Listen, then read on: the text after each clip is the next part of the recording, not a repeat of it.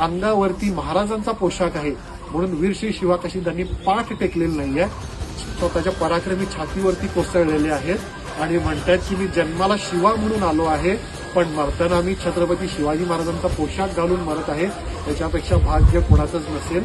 महाराज तुम्हाला शेवटचा मुद्दा. जय शिवराय, जय शंभूराजे. आज आहे दिनांक 12 जुलै. याच दिवशी 12 जुलै 1660 रोजी दुर्ग श्री पन्हाळगडाने एक महान पराक्रमी महान योद्धाचा इतिहास उघड्या डोळ्याने पाहिला होता. आणि ते महान योद्धे म्हणजे आपल्याच गावातील म्हणजे नेबापूर गावातील वीरश्री शिवाकाशी. साल आहे 1660 आणि आदिलशहाचा जो सरदार आहे सिपा सालार सलाबत खान सिद्दी जोहर, तो 40,000चं सैन्य घेऊन आलेला आहे युगपुरुष छत्रपती श्री शिवाजी महाराजांना पकडण्यासाठी. आणि कडवट वेढा टाकलेला आहे गडाला. या गडातून बाहेर पडण्यासाठी महाराजांनी एक युक्ती आखलेली आहे, काय की राजदिंडीतून 2 पालख्या बाहेर निघतील. एका पालखीमध्ये महाराजांसारखेच हुबेहूब दिसणारे वीरश्री शिवाकाशीद असतील आणि दुसऱ्या पालखीमध्ये साक्षात युगपुरुष छत्रपती श्री शिवाजी महाराज असतील. आणि शत्रूला चकवा देण्यासाठी या 2 पालख्या जेव्हा राजदिंडीतून बाहेर पडल्या, महाराजांची पालखी गेली मसाई पठारकडे आणि वीरश्री शिवाकाशीदांची पालखी गेली जेऊरकडे. पण सिद्दी जोहरचा जो जावई होता सिद्दी मसूद, दुर्दैवाने त्याने ती पालखी पकडली आणि त्याला गैरसमज असा झाला की पालखी पकडली, पालखी म्हणजे आत राजा असणार, मी साक्षात छत्रपती श्री शिवाजी महाराजांनाच पकडलेला आहे. आणि ही बातमी त्यांनी स्वतःच्या सासऱ्यांना म्हणजे सिद्दी जोहरला दिली आणि सिद्दी जोहरने घोषणा केली काय की शब्बे रात का जश्न होना चाहिए. जे अखंड हिंदुस्थानामध्ये अफजल खान मोहम्मद शाहीला जमलं नाही ते मी आणि माझ्या जावयांनी करून दाखवलंय. मी शिवाजी महाराजांना पकडून दाखवलेलं आहे. आणि शामियानामध्ये आणताना वीरश्री शिवाकाशीदांचा पराक्रम इथे सुरुवात होती. या पराक्रमाची इथे सुरुवात होती की आता वीरश्री शिवाकाशीदांनी ठरवलं आहे की जेवढा वेळ मी यांचा घेऊ तेवढा माझा राजा सुखरूप ठिकाणी पोहोचेल. आणि शामियानामध्ये आणल्यानंतर फाजल खान पळत येतोय की ज्यांनी माझ्या वडिलांना मारलेला आहे त्याला सोडायचं नाहीये, म्हणजे छत्रपती शिवाजी महाराजांना सोडायचं नाहीये. तो पळत येतोय शामियानामध्ये, येतोय बघतोय शिवाकाशीदांकडे बघतोय आणि म्हणतोय की जोहर साहब ये शिवाजी नाही हो सकता.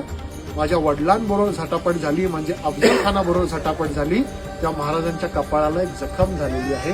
ज्यांच्या कपाळावरती जखम दिसत नाहीये ते शिवाजी महाराज नाहीये. आणि चमकला सिद्दी जोहर. पुढच्या काही काळामध्ये ओळख पटली आणि कळालं की शिवाजी महाराज नसून महाराजांचे सरदार आहेत वीरश्री शिवाकाशी. आणि सिद्दी जोहर विचारतोय की तुला भीती वाटत नाही का, तुला माहिती आहे का आता तुझं काय होणार आहे. तेव्हा ते उत्तर, प्रत्येकाला हे उत्तर माहिती पाहिजे, अंगावरती रोमांच येईल. वीरश्री शिवाकाशी म्हणतात की हो मला माहिती आहे माझं आता काय होणार आहे, तरी पण मी एकदा नाही माझ्या राजासाठी मी 1000 वेळा येईन. कारण का माझ्या राजाला कोणी पकडू शकत नाही, त्याला जायचं तिथं तो जातो, त्याला पोहोचायचं तिथं तो पोहोचतो आणि माझ्या राजासाठी मी एकदा नाही 1000 वेळा येईन. आणि हे उत्तर ऐकल्यानंतर असंख्य तलवारीचे वार वीरश्री शिवाकाशीद यांच्या अंगावरती झालेले आहेत. पण अंगावरती महाराजांचा पोशाख आहे म्हणून वीरश्री शिवाकाशीदांनी पाठ टेकलेलं नाहीये, स्वतःच्या पराक्रमी छातीवरती कोसळलेले आहेत आणि म्हणतात की मी जन्माला शिवा म्हणून आलो आहे, पण मरताना मी छत्रपती शिवाजी महाराजांचा पोशाख घालून मरत आहे, त्याच्यापेक्षा भाग्य कोणाचंच नसेल. महाराज तुम्हाला शेवटचा मुद्दा. आज या भूमीमध्ये आल्यानंतर आजही ते शब्द असं वाटतं की या कानाकोपऱ्यातून या पानाफुलातून आजही ते शब्द आपल्या अंगावरती कानावरती पडतायत आणि अंगावरती रोमांच येतोय.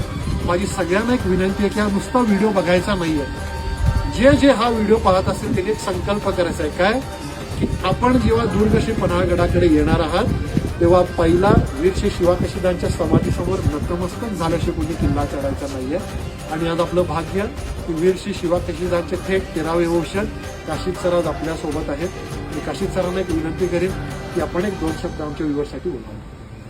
आज शिवाकाशीदांच्या पुण्यतिथीच्या निमित्तानं आपण या ठिकाणी एकत्र, पुण्यस्मरणाच्या निमित्ताने या ठिकाणी आपण एकत्र जमलेलो आहोत. हा जे शिवाकाशीदांचा इतिहास सरांनी सांगितला तो अतिशय सुंदर पद्धतीने सांगायचं काम त्यांनी केलेलं आहे. आपल्याकडून जसं शिवाकाशीद असतील, तानाजी असतील, येसाजी कंक असतील, बाजी पासलकर असतील, असंख्य मावळे असतील, शिवाजी महाराज असतील, संभाजी महाराज असतील, यांचं जसं स्वराज्यासाठी काम होतं, यांचं जसं जनतेसाठी केलेला त्याग होता, तशा पद्धतीनं प्रेरणा घेऊन तुम्ही आम्ही सुद्धा देव, देश, धर्म, संस्कृती, आमचा इतिहास, आमची परंपरा टिकवण्यासाठी आपण सुद्धा आणि इतरांच्या कल्याणासाठी आपल्या हातून कार्य घडत राहू अशी मी आपल्या सर्वांना सर्वांच्या वतीनं ईश्वरचरणी प्रार्थना करतो. थांबतो.